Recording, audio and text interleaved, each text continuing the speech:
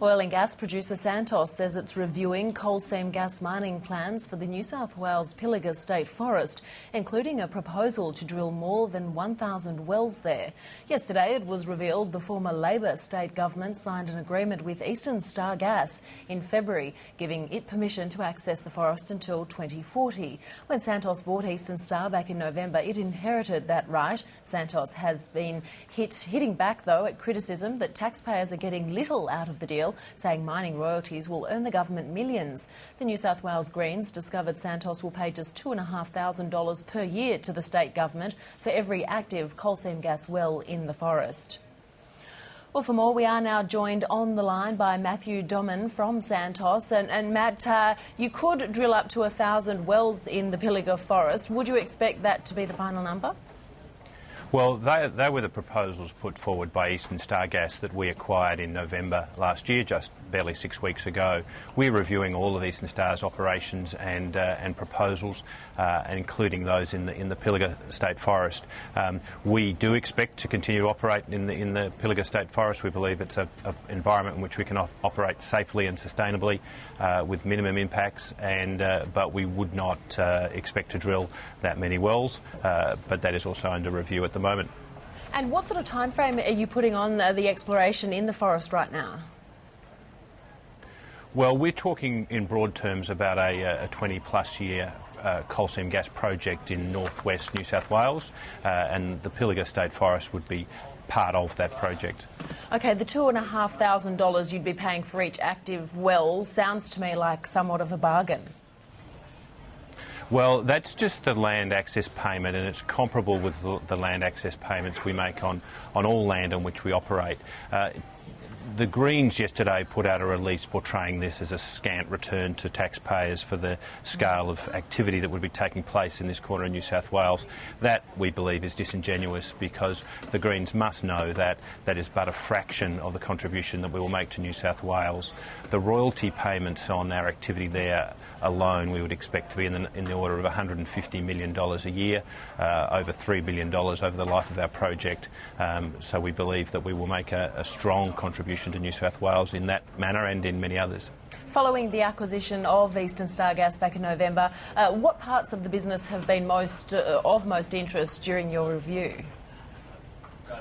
Well, we already had significant coal seam gas interests in northern New South Wales, in the area around Gunnedah. We had been a partner with Eastern Star for some time in their coal seam gas interests, which are adjacent to ours, and in the area around Narrabri.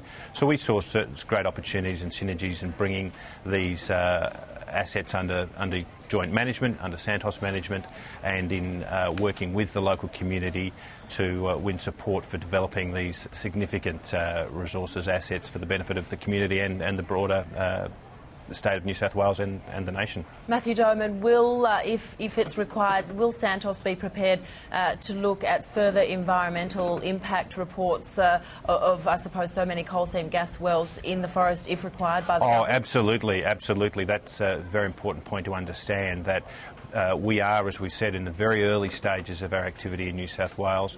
We're drilling some pilot wells to get a better understanding of the scale of the resource and the potential of the resource.